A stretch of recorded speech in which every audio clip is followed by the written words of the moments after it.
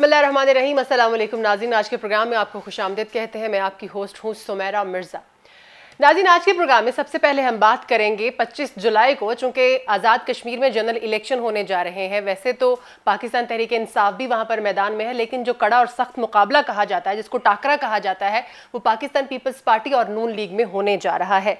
इससे पहले हमने देखा कि ये दोनों पार्टीज एक ड्राइंग रूम में बैठते हैं, खुशगपियों में मसरूफ होते हैं, हुकूमत के ऊपर दबाव डालने की कोशिश करते हैं अपने इंजेस्टर्स की वजह से, और फिर वो इत्तेहाद पीडीएम का जो बना था वो एकदम से ख़त्म हो जाता है। उसके बाद कुछ उम्मीद जाहिर हुई थी, क्योंकि इससे पहले भी हमने देखा कि अपोजिशन का आपस में इत्तेहाद बनता है फिर टूट जाता है। अब भी उम्मीद थी कि शायद ये इत्तेहाद हुकूमत मुखालिफ दोबारा बन जाए, लेकिन पिछले दिनों से इस इलेक्शन को लेकर पाकिस्तान पीपल्स पार्टी और नून लीग की तरफ से जो बयानात आ रहे हैं एक दूसरे के खिलाफ, उसको देखकर लगता है कि ऐसा नहीं हो सकता। क्योंकि आपको याद होगा जब मरियम नवाज ने एक बयान दिया था कि अब या आर होगा या पार, बिलावल भुट्टो बड़े सख्त लहजे में दिखाई दिए, बड़े ताबड़तोड़ हमले किए। उन्होंने कहा कि हम देख रहे हैं कि आर पार कहने वाले कहाँ चले गए, हम तो इंतजार कर रहे हैं। फिर उन्होंने ये भी कहा कि हम हलवे खाने या निहारी खाने के लिए पीडीएम में नहीं आए थे, हम काम करने के लिए आए थे। इसी तरह के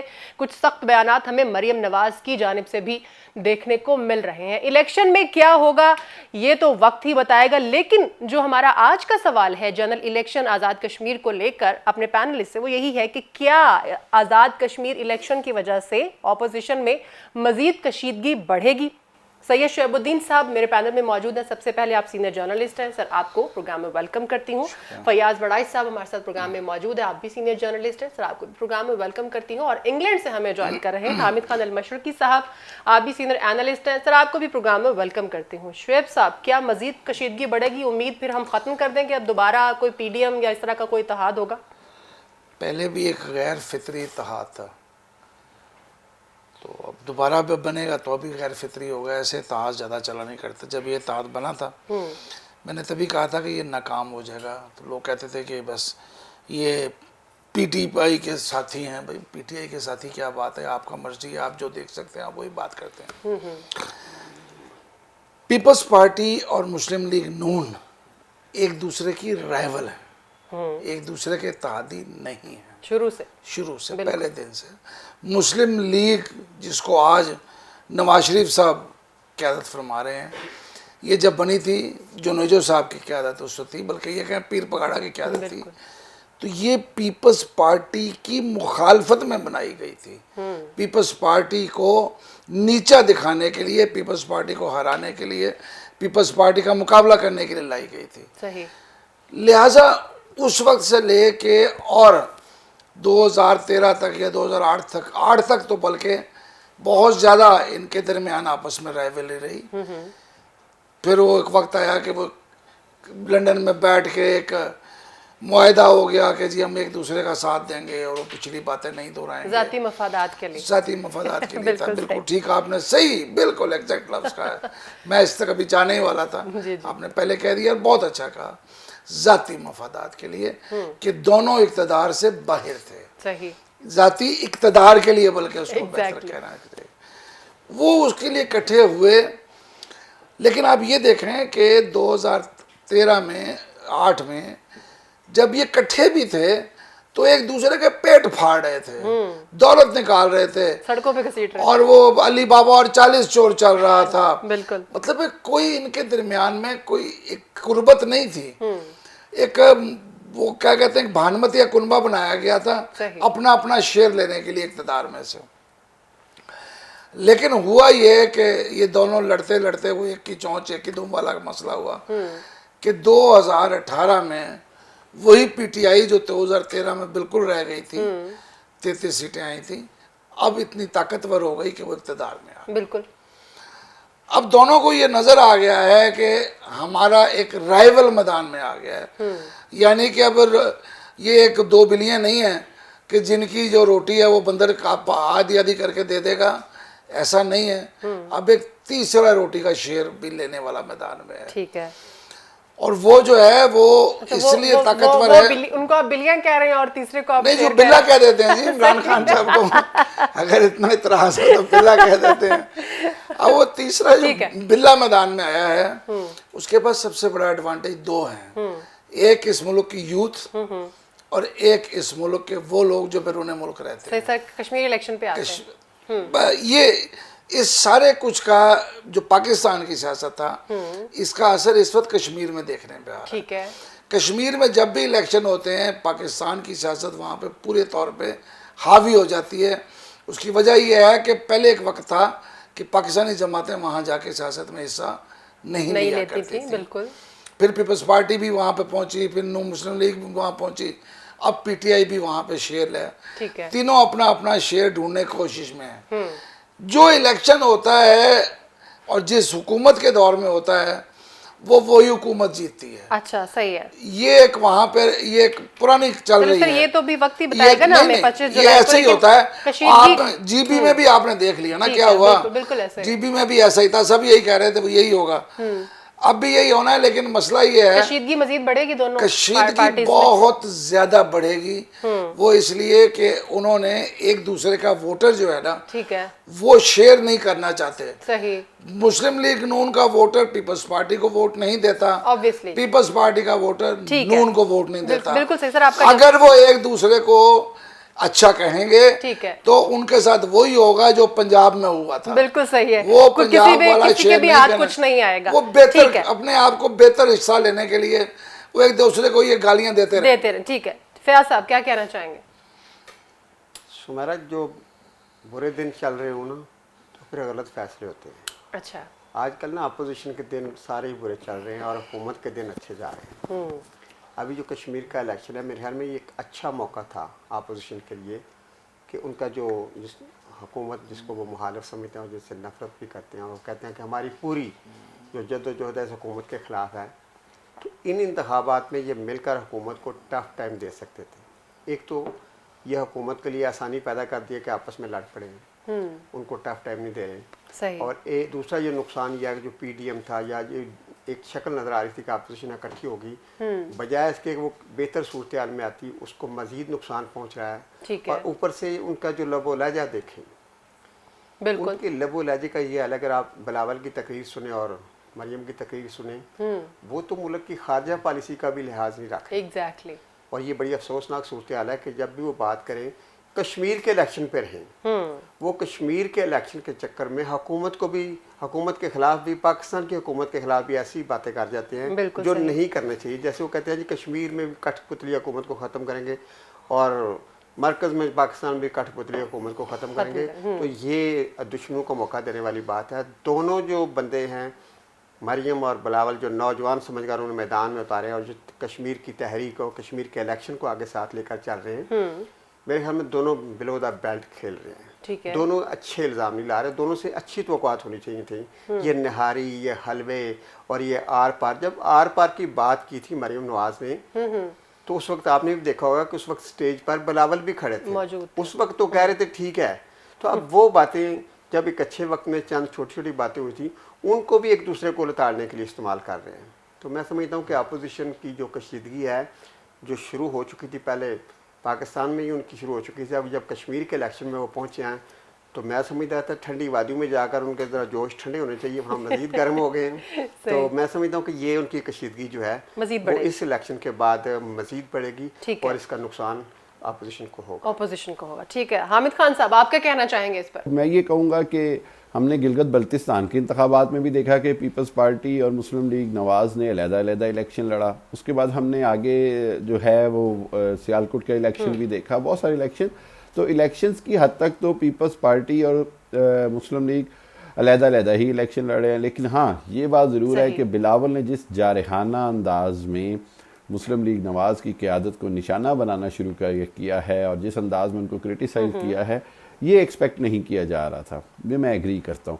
लेकिन इसकी वजह है, इसकी वजह ये है कि आप ये समझें कि ठीक है सॉरी, पीपल्स पार्टी जो है वो अपना पूरा जोर लगाना चाह रही है कश्मीर में, इंतखाब में, हर हालत में।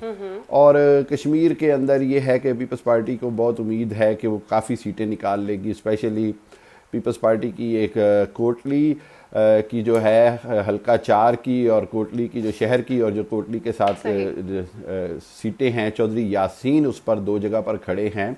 वहाँ बड़ा उम्मीद है पीपल्स पार्टी को कि चौधरी यासीन उनके बड़े स्ट्रॉन्ग कैंडिडेट हैं। फिर बैरिस्टर सुल्तान की सीट है, फिर इसी तरह और 2-3 सीटें हैं, सरदार इब्राहिम की फैमिली की जो सीटें हैं। तो इस हवाले से ये सारी सीटें जो हैं कम से कम 4 से 5-6 सीटों की उम्मीद रख के बैठी हुई है पीपल्स पार्टी।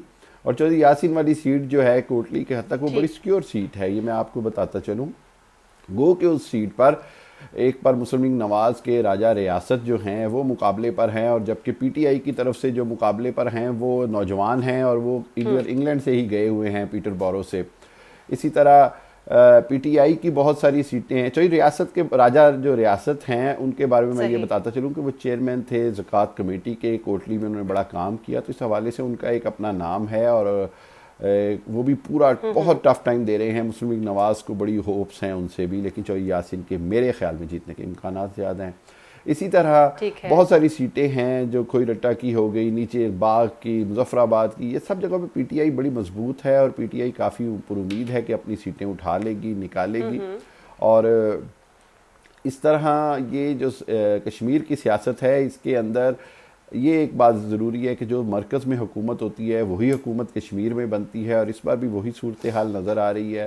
तो इस सारी सूरत हाल को अगर आप गौर से देखें तो मैं समझता हूँ कि पीपल्स पार्टी और मुस्लिम लीग नून अपना अपना ज़ोर लगा कर जो है वो अवाम में मकबूलियत की तरफ जाना चाह रहे हैं। लेकिन ये कि अगर वो इकट्ठे होकर लड़ते तो बहुत बेहतर सूरत हाल होती, बहुत ज़्यादा सीटें जीत सकते थे।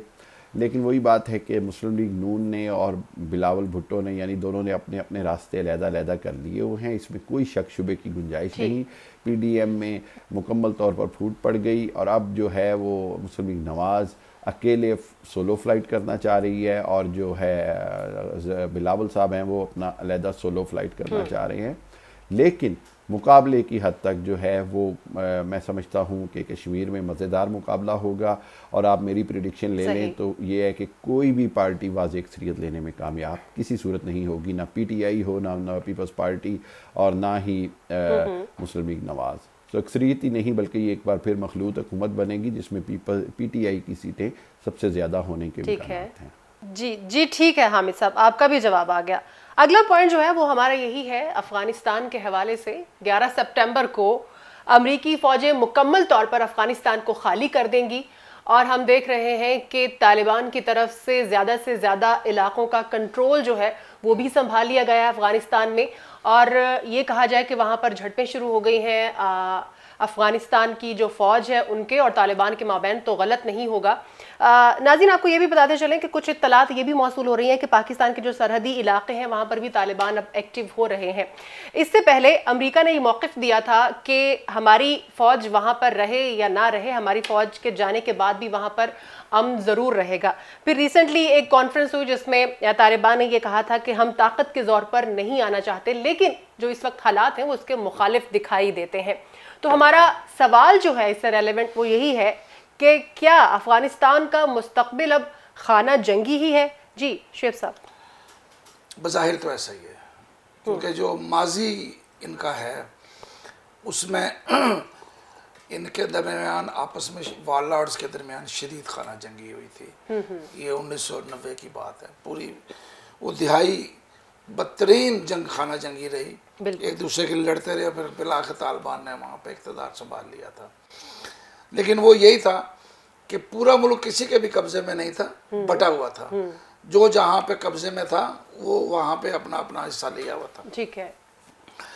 अब भी यही शक है कि ये इतनी आसानी से नहीं होगा। देखें उज़्बेक अपना है, हज़ारे अपना इलाका देखते हैं, तालिबान जो हैं जो पश्तो स्पीकिंग हैं इनका अपना इलाका है। तो ये अफगानिस्तान बटा हुआ है हिस्सों में या सूबों में कह लें आप। तो अब ये है कि कौन जितनी ज़्यादा जगह पे काबिज होगा वो उतना बड़ा हुक्मरान कहलाएगा। सही। लिहाजा ये कब्ज़ा ज़रूरी है, चाहे ये उस मुल्क पर करना चाहें चाहे उज़्बेक करना चाहें। अब्दुल्ला साहब भी अपना चाहेंगे हिस्सा, बिल्कुल, अशरफ गनी साहब को अपना हिस्सा चाहिए। अमेरिका जो आप कह रही हैं छोड़ जाएगा, अमेरिका छोड़ गया। ठीक है, अमेरिका ने बगराम भी खाली कर दिया रात के अंधेरे में अचानक निकल गए। इसका मतलब ये था कि उन्होंने जो 11 की डेट दी थी वो उससे पहले छोड़ गए हैं।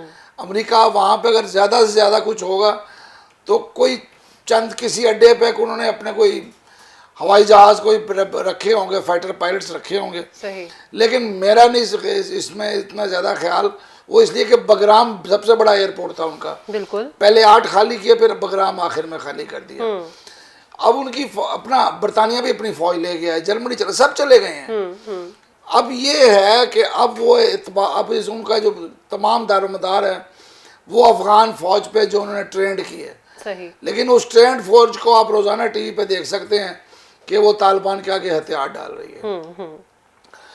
अभी तो ये है कि अभी इनके पास, अफगान के पास एडवांटेज है एयरफोर्स का, वो अपनी एयरफोर्स का, वो उसको इस्तेमाल कर रहे हैं, बिल्कुल सही। लेकिन जब तालिबान घुसेंगे, अपना एक यरगार करेंगे चारों तरफ से और काबुल की तरफ आएंगे, तो असल फिर वहां देखना है कि वहां क्या होता है। असल है काबुल, काबुल मरकज है, बिल्कुल। काबुल के बगैर किसी का भी कब्जा पूरा नहीं होता। काबुल पे कब्जा किसका होगा, असल बात ये है। और वो उस कब्जे के लिए लड़ाई जो है मुझे विद इन दिस ईयर, इसी साल के अंदर नजर आ रही है। ठीक है, इतना ज्यादा लंबा नहीं चलेगा ये। वो जो फौज इन्होंने बनाई हुई है अमेरिका ने, वो बिल्कुल नाकारा फौज है। ठीक है, वो अमेरिकन उसको शेल्टर के तौर पे इस्तेमाल करते थे, सही है। उनको आगे रखते थे, खुद पीछे छुप के उनके पीछे रहे। अमेरिका तो मरने पे तैयार ही नहीं होता। ठीक हो गया। अमेरिका तो एक फौजी भी मर जाए तो उनको लगता है पता नहीं कितना अमेरिका मर गया है। बिल्कुल सही। तो वो इनको अपना एक शेल्टर बनाया हुआ था, यानी कि अभी हमें मुस्तकबिल में अब वो जो शील्ड के लिए इस्तेमाल हुई है ना, ठीक है, वो उतनी ताकतवर फौज नहीं है। ठीक है। पाकिस्तान को अब जरूरत जो है वो ये है कि हमने जो अपनी बाढ़ बनाई है, जी जी, ये इतनी एक्टिव, इतनी फाल हो जाए कि उधर से पाकिस्तान के अंदर रेफ्यूजीज मत आए ना सके। क्योंकि ईरान ने बड़ा क्लियर कह दिया है बिल्कुल कि हम रेफ्यूजीज को नहीं आने देंगे, होती है तो फिर तो लिहाजा सारा जोर हमारे मुल्क पे बिल्कुल पड़ेगा। सही, बिल्कुल सही। और हमारी मुसीबत ये है कि जब रेफ्यूजी आते हैं तो वो कराची तक पहुंचते हैं, और फिर उसके बाद जो नताइज होते हैं वो कराची के अंदर सबको पता है फिर क्या होता है। बिल्कुल सही। जी जी, फयाज साहब आप क्या कहना चाहेंगे? सुमेरा का बड़ा अच्छा सवाल है। इस वक्त पूरी दुनिया की ये ख्वाहिश है कि अफगानिस्तान में अमन हो। अमेरिका ने भी रात को, बाइडन ने भी एक बयान दिया कि अमन हो, हुकूमत पाकिस्तान भी चाहती है। और आप जानती हैं कि तेहरान में मुज़ाकरात भी हुए हैं अफगान गवर्नमेंट के, तालिबान के, और वहाँ पे जो ईरानी गवर्नमेंट थी, और उसमें ये बात, एक अच्छी बात सामने आई है कि मामलात को अमन से तय किया जाए, जो भी सूरत हाल उसको, उसमें लड़ाई ना हो। बाज़ाहिर को बड़ी बात, बड़ी खबर नहीं आई, लेकिन एक अच्छी बात नज़र आई है कि ये मुज़ाकरात जारी रखे जाएंगे, और इन मुज़ाकरात के नतीजे में एक उम्मीद ज़ाहिर की गई है कि कुछ समझौता हो सकता है। ठीक है, ठीक है।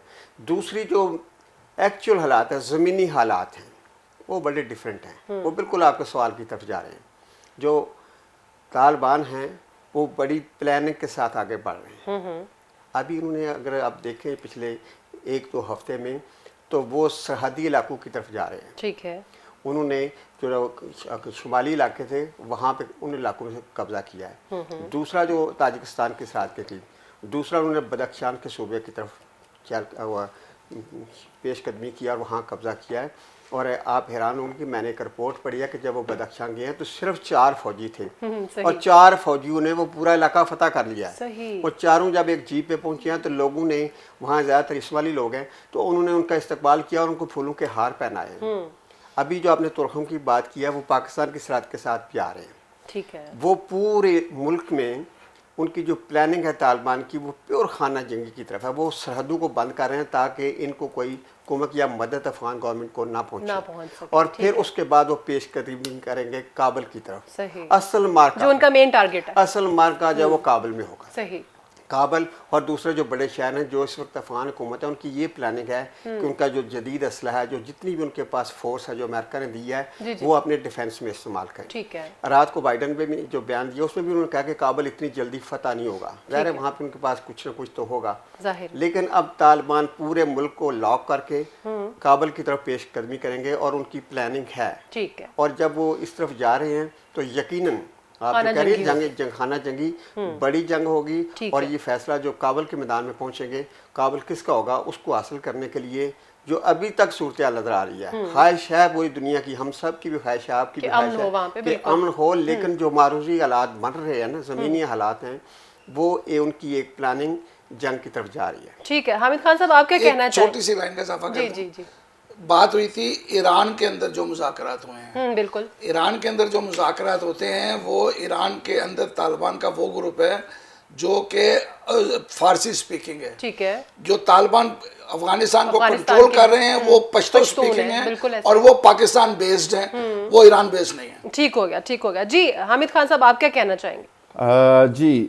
आपका ये जो सवाल है अफ़गानिस्तान के हवाले से, अफ़गानिस्तान में खाना जंगी, मुमकिन खाना जंगी के हवाले से, मैं ये समझता हूँ कि जिस उजलत में अमेरिका वहाँ से भागा है, कल जो बाइडन का बयान आ गया, उससे पूछा गया जी कि क्या आप ये जंग जीते हैं, तो उसने कहा जी जंग कभी भी नहीं जीती जाती। यानी ये कितना बरमला एतराफ़ था अपनी शिकस्त का अमेरिका का, 20 साल धूल चटने के बाद, 20 साल खाक में होने के बाद, अफ़गानिस्तान के पहाड़ों में दरबदर होने के बाद, मैं ये समझता हूँ कि ये दुनिया के लिए एक सबक हो गया है कि अफ़गानिस्तान में ना बरतानिया, ब्रिटेन ने, ब्रिटिश राज ने आने की कोशिश की, ना वो फतह कर सका, रशिया ने आने की कोशिश की, ना वो फतह कर सका, अमेरिका ने वाहिद सुपर ताकत होते हुए होने की अफ़गानिस्तान को फतह करने की कोशिश की और वो भी ना कर सका। तो वो कहते हैं कि अफ़गान बाकी को हसार बाकी, तो अफ़गानों ने ये बात साबित कर दी है। जहाँ तक खाना जंगी की सूरत है तो बदकिस्मती ये है कि 50 सालों से जिस कौम को सिर्फ जंग जंग, खाना जंगी और क्लाशनकोफ और मार्टर गन, मार्टर तोपें और सारा कुछ असले का कल्चर दिया गया हो, उसके लिए वाकई ही जंग एक आम सी चीज़ हो जाती है। ज़िंदगी मौत जो है या जो मैसेकार्स होते हैं वो बड़े कम अहमियत रखने लग जाते हैं, नौज़ुबिल्लाह रोज़मर्रा की एक तरह से रूटीन बन जाते हैं।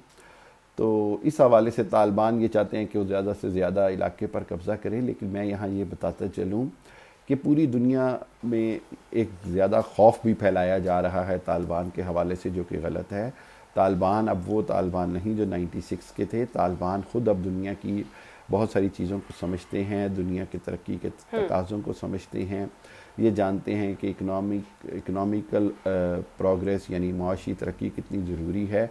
और इस हवाले से जहाँ जहाँ पे भी वो कब्ज़ा कर रहे हैं, किसी भी जगह पर अभी तक उन्होंने ना तो कोई शरई अदालतें लगाई हैं, ना ही कोई इस तरह सरेआम कोड़े मारे जाए हैं, या कोई ऐसा काम किया गया है जो कि तालिबान या दाइश के हवाले से बहुत सारी जो हैं वो बदगुमानियाँ फैलाई जाती थी। मेरा ख्याल ये है कि तालिबान चाहेंगे कि वो अफ़गानिस्तान के काफ़ी सारे हिस्सों पर कंट्रोल ज़रूर करे, चाहे वो मज़ार शरीफ है, कंधार है, जलालाबाद है और उसके मुल्हिका सूबे और शहर हैं, लेकिन वहीं पर जो बड़ा शहर हैं, काबुल हो गया और इसके बाद जो कंधार हो गया, इसके ऊपर साथ साथ मेरा ख्याल है अफ़गान हुकूमत भी अपना कब्ज़ा जारी रखेगी और कब्ज़ा रख पाएगी। और मैं समझता हूँ कि ये नहीं कि अफ़गानिस्तान मुकम्मल तौर पर तालिबान के कंट्रोल में चला जाएगा। बड़े शहर जो हैं एक तरह खामोश मुआहदे के तहत तालिबान उसमें इंटरफेरेंस नहीं करेंगे और वो शहर अभी भी जो है वो जो भी हुकूमत बनेगी उसके कंट्रोल में रहेंगे। और यही बेहतर हल है कि अफ़गानिस्तान में खाना जंगी ना हो। खाना जंगी को अवॉइड करने के लिए दो बातें हैं, एक ये कि अफ़गान तालिबान को उनका जायज़ सियासी हक़ दिया जाए और उनको एक सियासी हकीकत के तौर पर तस्लीम किया जाए, और दूसरी बात ये है कि अफ़गानिस्तान में जो भी हुकूमत आए वो अफ़गान फोर्सेस और सब के साथ मिलकर एक तरह से एक नया सियासी मुआहदा दे जिसके तहत तमाम सियासी क़ुव्वतों को उनका हक़ दिया जाए, शेयर दिया जाए और किसी के साथ नाजायज़ ना की जाए, चाहे वो जनूबी शुमाली इत्तेहाद है, चाहे वो दोस्तम की फोर्सेस हैं, चाहे वो दूसरे ग्रुप हैं, मुसल्लह ग्रुप हैं, या अफ़गान फोर्सेस हैं या तालिबान हैं, सबको उनका हक़ मिलना चाहिए। और मेरा ख्याल ये है कि अब अफ़गानियों को भी मिल बैठ कर कोई ना कोई हल ढूंढना पड़ेगा। खाना जंगी किसी सूरत भी मसले का हल नहीं है। जी ठीक है हामिद खान साहब, आपका मौक़िफ़ भी आ गया। अगला जो पॉइंट हम डिस्कस करने जा रहे हैं, नाज़रीन आप सब जानते हैं बलूचिस्तान का मसला बहुत पुराना है। कई दिहाइयों से हम देख रहे हैं कि वफाकी हुकूमत और बलूचिस्तान में जो अलहदगी पसंद बलोच हैं उनमें कशीदगी हमें देखने को मिलती रहती है। और ये जो अलहदगी पसंद बलोच हैं, इनकी तरफ से जो कार्रवाइयाँ की जाती रही हैं वो हमेशा से बाइस तशवीश रही हैं। और अब हम देख रहे हैं कि प्राइम मिनिस्टर साहब की तरफ से शाहजहान बुगटी को मुआवन खुसूसी बना दिया गया है। और उसके बाद हम देख रहे हैं कि मुख्तलिफ हलकों से ये आवाज़ें आना शुरू हो गई हैं कि बलोचों के साथ अब हालात बेहतर करने की कोशिशें जो है वो शुरू हो चुकी हैं। हमारा जो आज का सवाल है इससे रेलेवेंट वो भी यही है कि क्या हुकूमत नाराज बलोचों के साथ बातचीत करने में संजीदगी दिखा रही है? शुएब साहब, मुझे वो दिन याद है, अभी पिछले हफ्ते की बात है, जब वज़ीर आज़म ने ये कहा कि हम बलोचों से बात करेंगे। तो उसी दिन शाम को एक टेलीविज़न पे मुझे बड़ा अफसोस हुआ। एक बुजुर्ग महर, एक सोकार्ड बहुत बड़े दानिश्वर फरमा रहे थे कि वज़ीर आज़म को किसने इख्तियार दिया है उनसे बात करने का। अच्छा, अब उससे कोई पूछे कि अगर वज़ीर आज़म इख्तियार नहीं रखता तो फिर किसके पास इख्तियार रखता है? फिर तुम चाहते हो ये कि फिर तुम उसी तरफ आ जाओगे, एस्टेब्लिशमेंट से पूछ के क्यों नहीं कहा? एग्जैक्टली, उसके ऊपर भी फिर उसको आपको शायद एतराज ये होगा। तकलीफ थी कि ये फौज की तरफ से होना चाहिए था। सही। और बेहतर ये हुआ कि अगले ही दिन पाक फौज का एक इज्तिमा होता है, ठीक है, और वहां पे वो ये कह देते हैं कि बलूचिस्तान के अंदर अब हमें इस तरफ जाना चाहिए। सही। ये हमें उन लोगों से बैठना चाहिए। यानी कि वो जो रात वो बुजुर्ग फरमा रहे थे वो अगले दिन उनकी बात इस हद तक आ गई कि फौज ने भी उसको ऑन कर लिया। ठीक हो गया। मुझे बड़ा अफसोस होता है ऐसे लोगों पे कि एस्टेब्लिशमेंट के खिलाफ बोलते हैं और उसके बाद जब कोई जमहूरियत के हक से कोई तरफ से आवाज़ उठती है तो साथ ही उसको बुरा कहना शुरू कर देते हैं। बलूचिस्तान आज से नहीं, पाकिस्तान बनने के बाद से ऐसे हालात का शिकार है। वहाँ पे छोटी छोटी रियासतें थी और जिस दिन खान अफ कल्लात ने अपनी रियासत को शामिल किया था पाकिस्तान में, उस दिन तकरीबन सब शामिल हो गए थे। सही। जो खान अफ कल्लात सबसे ताकतवर फर्द थे। उसके बाद हुआ ये बदकिस्मती से कि वहाँ पर जो सरदार हैं वो पहले दिन से लाइन शेयर खुद खाने का हक रखते हैं। उनके नज़दीक उनकी जो रिहाया है वो आज भी रिहाया ही है। वो जमहूरियत के दौर में आके भी रिहाया से अवाम में शामिल नहीं हुई। बिल्कुल सही। तो उन लोगों ने उस रिहाया का हक मारा। आज तक जो भी जमहूरी हुकूमत बनी उसमें सरदार ही आते रहे। ठीक हो गया। जितने भी नुमाइंदे आए अवाम के, वो अवाम के नुमाइंदे नहीं थे, वो सरदार थे। सरदार का बेटा था, भतीजा था, पोता था, दादा था, मतलब वो सब खुद मिल के आ जाते थे, असेंबली पे कब्जा करते थे, सियासत रही वहाँ, पैसा आपस में खा जाते थे। लिहाजा रिजल्ट ये हुआ कि बलूचिस्तान में तरक्की नहीं हो सकी। ठीक है। अब खुशकिस्मती की बात है कि सी पैक पे नाम पे जब ग्वादर की तामीर शुरू हुई तो उसकी वजह से पैसे का इनफ्लो, जो कमिंग जो पैसा आ रहा है वो बलूचिस्तान में लग रहा है। बिल्कुल ऐसा ही है। क्योंकि अगर आपको ग्वादर के अंदर अपना सामान उतारना है, चढ़ाना है, वहाँ लेके जाना है, वहाँ से गुजारना है, तो आपको बलूचिस्तान को एक पुरअमन जगह बनाना पड़ेगा। बिल्कुल। लेकिन इस वक्त भारत को ये कबूल नहीं है, ठीक है, कि बलूचिस्तान जो है वो पुरअमन जगह हो जाए। ठीक है। लिहाजा जिस तरह कलभूषण पकड़ा गया था, अब ये कहा जा रहा है, अभी उसको अनर्थ नहीं किया गया, सामने नाम नहीं आए, कि एक दूसरा बड़ा ग्रुप पकड़ लिया गया। ठीक है। इसका अभी जो लाहौर में धमाका हुआ था वो भी इंडिया से उसके राब्ते, उसके जो बिल्कुल डांडे हैं वो इंडिया से मिलते हैं जाके। बिल्कुल सही है। तो ये चीज इंडिया जो है वो अफगानिस्तान में अमन नहीं चाहता, लेकिन मौजूदा हुकूमत हमें वहाँ पे अमन चाहिए। बिल्कुल। कि अगर हमने सी पैक को कामयाबी से चलाना है तो अफगानिस्तान के, अपना बलूचिस्तान के अंदर अमन जरूरी है। वजीर आजम ने सही टाइम पे काम शुरू किया। ठीक है। आज उन्होंने वहाँ के अपना जो सरफराज बुख्ती साहब थे, साबिक वजीर दाखिला, जिनकी बहुत कोशिशें थी अफगानिस्तान के, बलूचिस्तान के अंदर अमन लाने को, बिल्कुल, वो भी उनको भी बुला लिया गया। बिल्कुल ऐसा मतलब है। अब वो मुलाकातों का सिलसिला वजीर आजम बढ़ा रहे हैं। फौज उनके साथ ही है। ये फौज ने अगले दिन बयान देकर साबित कर दिया कि ये देखिए, फौज का मफाद है कि पाकिस्तान के अंदर अमन हो। बिल्कुल सही। अगर फौज कोई ये तो नहीं चाहेगी पाकिस्तान के अंदर जंग जारी रहे। ऑब्वियसली। तो लिहाजा इसमें सब इकट्ठे हैं। ठीक है। और मुझे उम्मीद है कि इंशाल्लाह हुकूमत के जो अगले 2 साल हैं उसके अंदर इस तरह बहुत ज्यादा काम हो जाएगा। फयाज साहब, आप क्या कहना चाहेंगे? दिहाइयों से मुहित जो मसाइल हैं बलूचिस्तान में वो हल होने जा रहे हैं, हुकूमत संजीदा? हमारा ये जो प्राइम मिनिस्टर ने ऐलान किया ना नाराज बलोचों से बात करने का, इसकी सबसे ज़्यादा तकलीफ जो है वो भारत को ही है। बिल्कुल। भारत की तो मौजें लगी हुई थी। भारत के आजकल वैसे बुरे दिन हैं, क्योंकि अफगानिस्तान में भी उसको कुछ अच्छा रिस्पांस नहीं मिल रहा और जो नक्शा बन रहा है अगले चंद दिनों में वहाँ भारत को अपना कोई हिस्सा नज़र नहीं आ रहा। तो वहाँ जो पहले जो दिन थे जब अमेरिका मौजूद था तो आप सबको पता है कि भारत के जो भी कैंप थे वो पाकिस्तान की सरहद के साथ थे। और बलोचिस्तान में ज़्यादातर कार्रवाइयाँ जिसमें ये सिर्फ बयानबाजी की हद तक या इल्ज़ामात की हद तक नहीं है, जो साबित हो चुकी हैं कि ज़्यादातर कार्रवाइयाँ भारत ने बलोचिस्तान में वहीं से बैठ कर की। सही। तो मैं ये समझता हूँ कि अब जब अफगानिस्तान का सूरत हाल बदल रही है और वहाँ भारत का असर रसूख यकीनन कम हो रहा है, तो हुकूमत पाकिस्तान को मैं समझता हूँ कि इमरान खान ने बड़े अच्छे मौके पर, सुनहरी मौके पर, और लीडरशिप वही होती है कि जो जब गेंद लूज आए तो उस पर फिर खेल जाए। तो मैं समझता हूँ उन्होंने खिलाड़ी की तरह, सियासतदान की तरह खेला है और उन्होंने ये जुर्रत का मुजाहरा किया है। लोग खौफ से थे बलोचिस्तान की बात करते हुए, नाराज बलोचों की बात करते हुए भी, और उन्होंने जब कहा कि हम उनसे बात करेंगे तो फिर उन्होंने सिर्फ बयान नहीं दिया, उन्होंने शाम को मीटिंग तलब किया कि नहीं भाई प्रैक्टिकली करेंगे। उनको बुलाओ, उनको मशीर भी रख रहे हैं, उनको बुला भी रहे हैं, उनसे बात, यानी उन्होंने प्रैक्टिकली अमल शुरू कर दिया।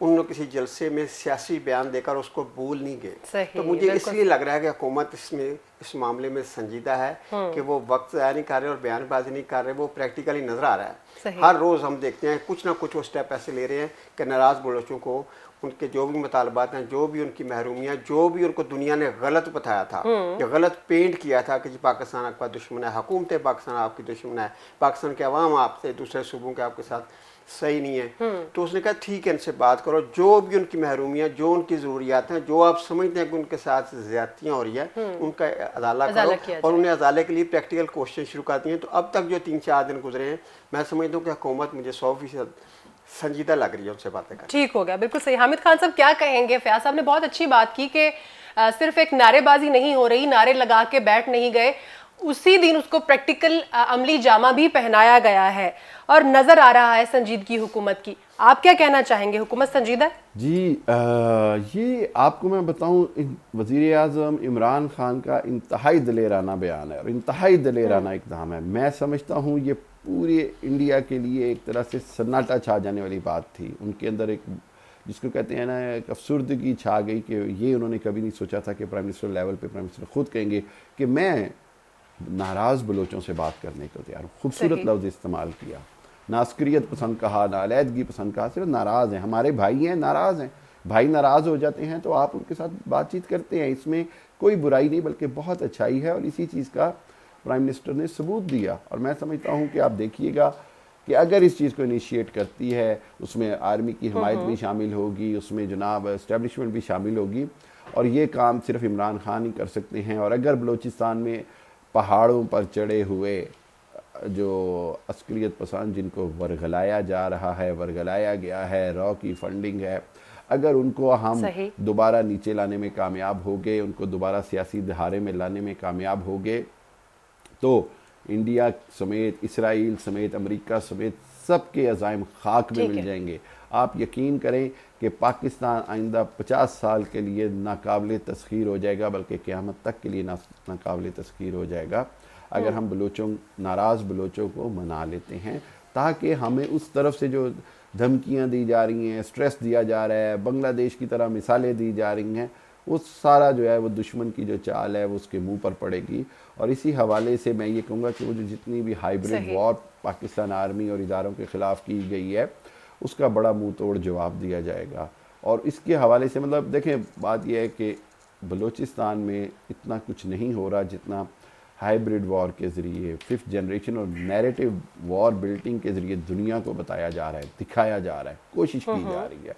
तो इस हवाले से बहुत बेहतर है कि वज़ीर आज़म ख़ुद आगे एक कदम बढ़े हैं और इसको अस्करियत से बातचीत करेंगे, उनसे बातचीत का फ़ायदा होगा इनको इंशाअल्लाह। और आने वाले वक्त में जो हैं वो बलोच जो हैं, हर बलोची, मैं तो हमेशा कहता हूँ कि 80-90% बलोची तो वैसे ही पाकिस्तान के साथ है, हमारे भाई हैं। जो 5-10-15% नाराज़ हैं उनको भी मनाने की ज़रूरत है, ताकि हम एक कुंबा, एक घर में खुशहाली से रह सकें। पाकिस्तान एक घर है और इसमें सबको मिल बैठ के रहना है। तो इस हवाले से बहुत बेहतरीन निकला।